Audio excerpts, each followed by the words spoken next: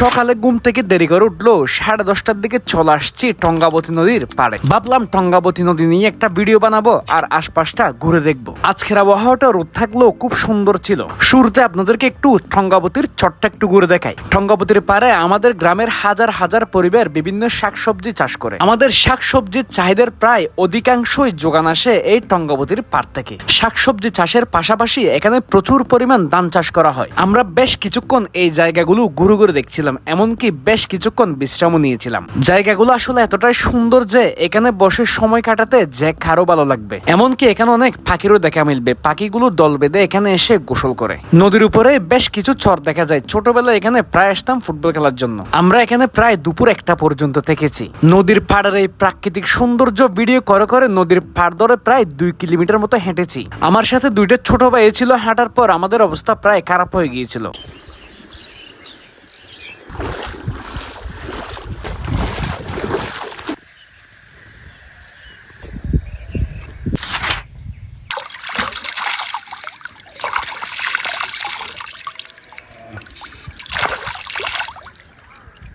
দুপুরে খাওয়া দাওয়া করে রেস্ট নিয়ে বিকেল নাগাদ বের হয়ে পড়লাম গ্রামের মধ্যে নতুন একটি জায়গায় যাওয়ার উদ্দেশ্যে। আমরা এখন যাচ্ছি সুনতির 35 এলাকায়। শুনেছিলাম ওই জায়গায় নাকি ড্রাগন ফল চাষ হয় এবং জায়গাটি নাকি খুব সুন্দর, কিন্তু দুর্ভাগ্যবশত আমাদের পৌঁছাতে পৌঁছাতে প্রায় সন্ধ্যা হয়ে আসে, যার কারণে জায়গাটির প্রকৃত সৌন্দর্য উপভোগ করতে পারিনি। আমার এদিকে কখনো আসা হয়নি, তবে জায়গাটির রাস্তাগুলো বেশ ভালোই ছিল। তবে আশপাশের পরিবেশটি খুব সুন্দর ছিল। দিনে হলে আরো সুন্দর লাগতো। ইনশাল্লাহ পরে একদিন দিনে আসবো আর আপনাদেরকে ভিডিও করে দেখাবো। আমরা ড্রাগন বাগান দেখার জন্য আসছিলাম, রাত হয়ে গেছে, তেমন কিছু দেখতে পারিনি। এখন চলে যাচ্ছি। এই জায়গাটা অসম্ভব সুন্দর।